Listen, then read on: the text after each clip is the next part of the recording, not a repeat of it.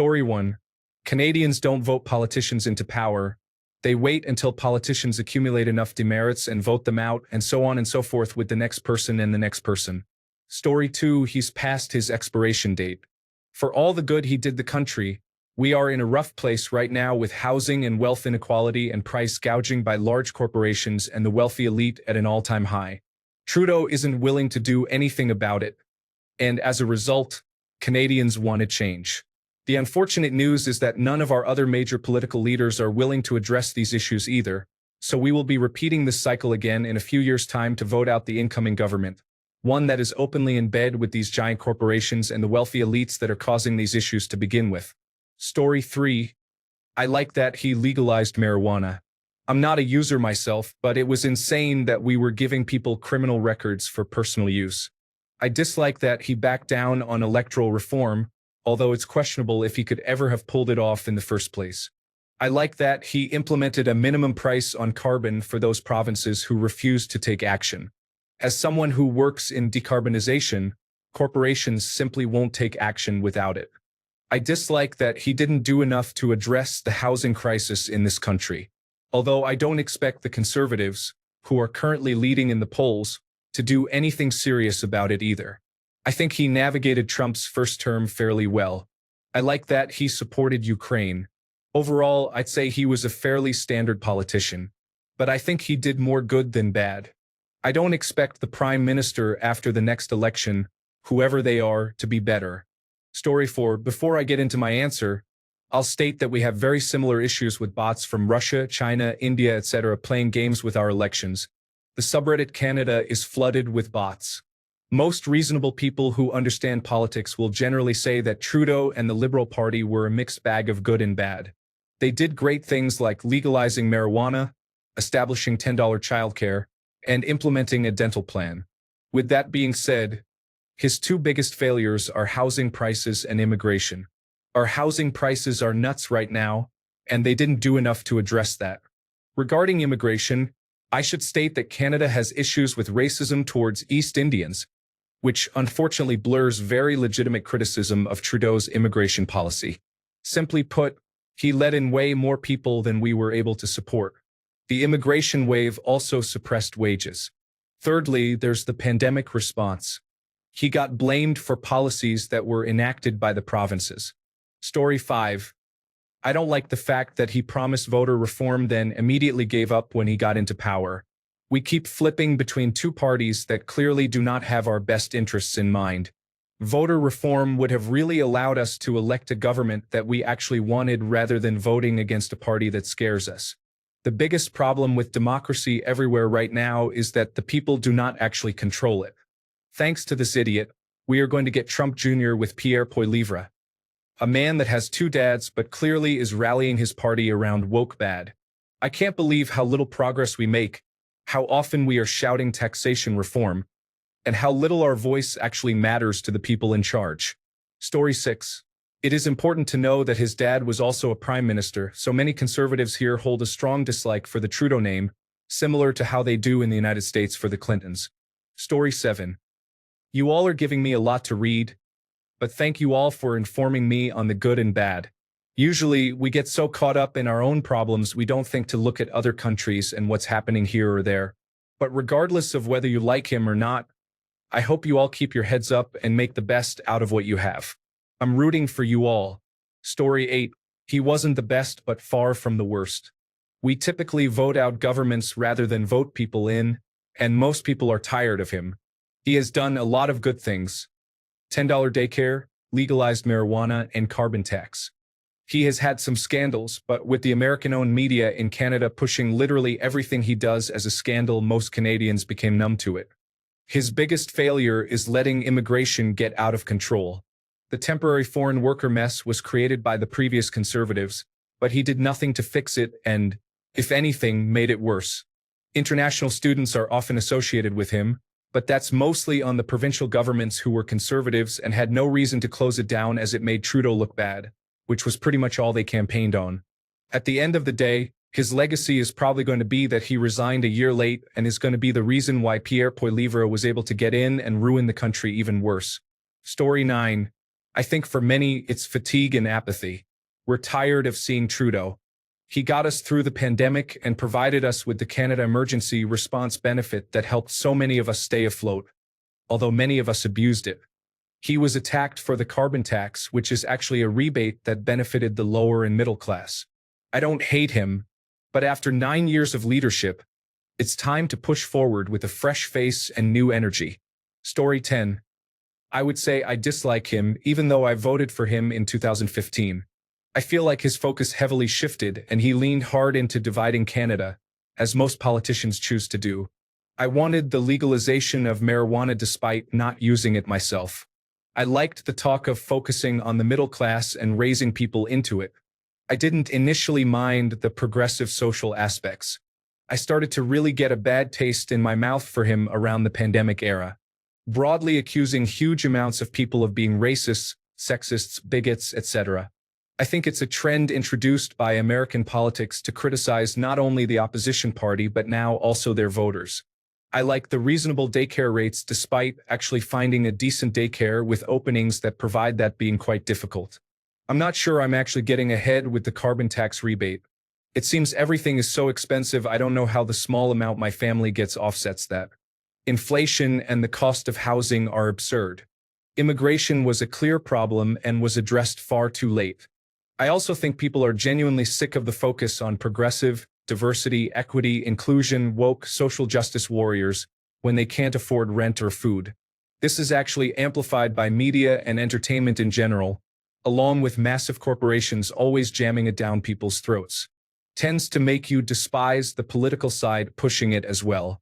I don't think I know a single person that feels great about the current position Canada is in right now, no matter what their political leanings are. It was way past time for a change. I still consider myself liberal. In support of many social programs, healthcare, pro-choice, I'm atheist, pro-vaccine, etc. But I'm also sick to death of the cult-like culture around the left right now. Just as much as I hated religion growing up, I despise the leftist exclusion cult just the same. So yeah, I dislike Trudeau.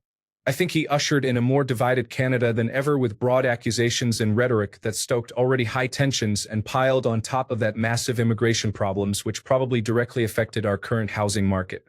Story 11. Canadian politics is cyclical, so in about 10 years, we will be hating on whoever is in office. The first term is about blaming the previous government for not being able to get anything done. The second and possible third terms are about ruining Canada. So ultimately, it doesn't matter who is in charge anymore. Story 12. A lot of Canadians are discontent with the current state of affairs. Rent and groceries are nearly unaffordable for the working class. They probably aren't aware of the policies and factors causing them, but they recognize that our status quo needs to change and fresh blood would be good.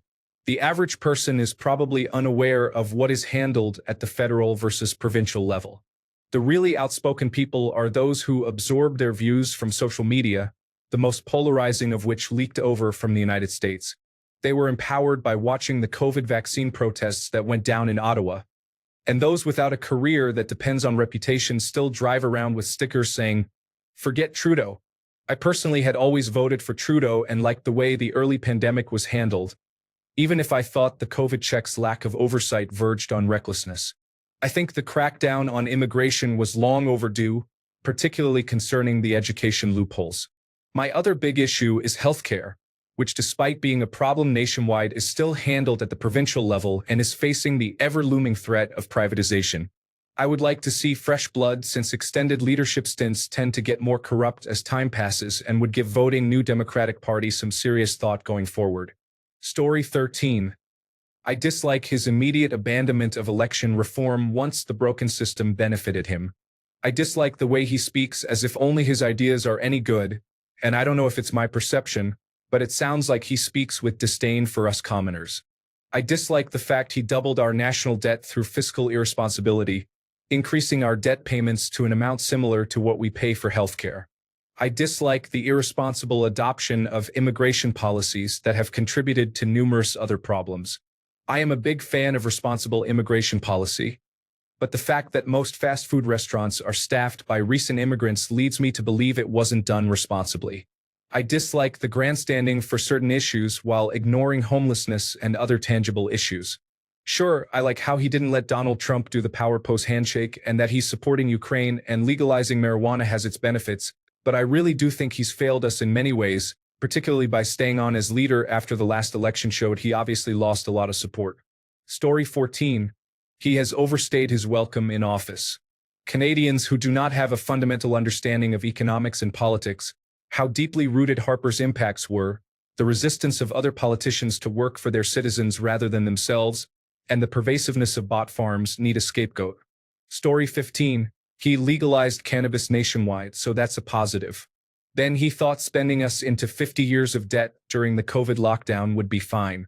Then he opened the borders to immigrants, thinking he could generate more tax revenue to reduce the COVID debt while simultaneously increasing the prime interest rate threefold.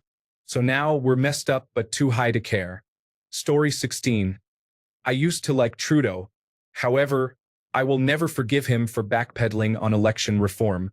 I do feel that he is unfairly criticized for some things not his fault, while not being held properly accountable for the corruption in his government. Story 17.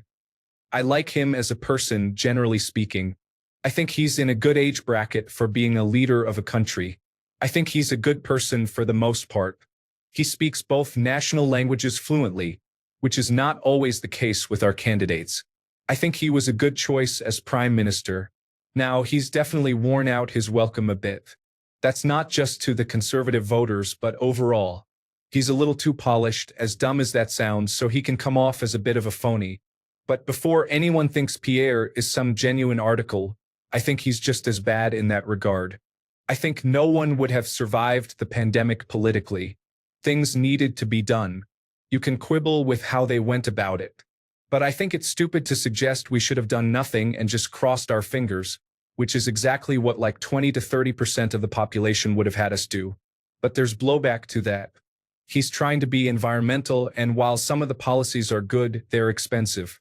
But what a lot of people don't seem to realize is life is getting more expensive everywhere. They blame Trudeau for every shortcoming in their lives, and I'll be curious to see what excuse they come up with when they're still broke and their bosses make even more money if Pierre wins. I think the Trudeau government's biggest failing is the seemingly unchecked immigration levels. I don't mind immigrants coming in. Canada has been like that since I've been alive. But it seems to have sped up so rapidly in the last 10 years or so. Someone got the idea that immigration is the only way to make the population grow and support the economic growth we were looking for. That feels like the same brain-dead logic that prompts chief executive officers to just cut jobs to make the bottom line look better. And I'm not blaming immigrants for taking our jobs and making housing more expensive. But that's definitely part of it. But it's the government's lack of planning that's made it that way. You can't invite in 500,000 people and only build 100,000 homes.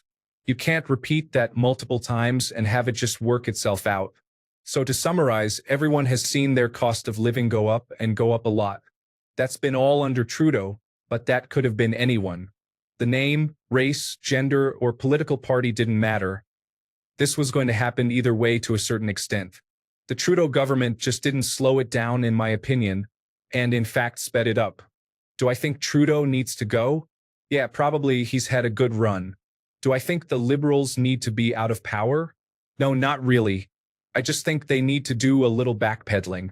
Do I think Pierre is what's best for the country? No, not really, because a bunch of slogans doesn't get you anywhere. Story 18:1. Soft on violent crime and drug abuse policies.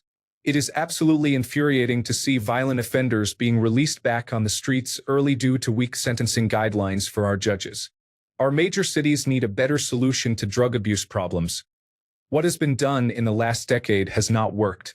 He did not follow through on the promise to establish ranked choice voting. Open immigration policy has reduced the quality of life for Canadians who have been paying into that tax system for a long time, overloading our welfare and hospital systems.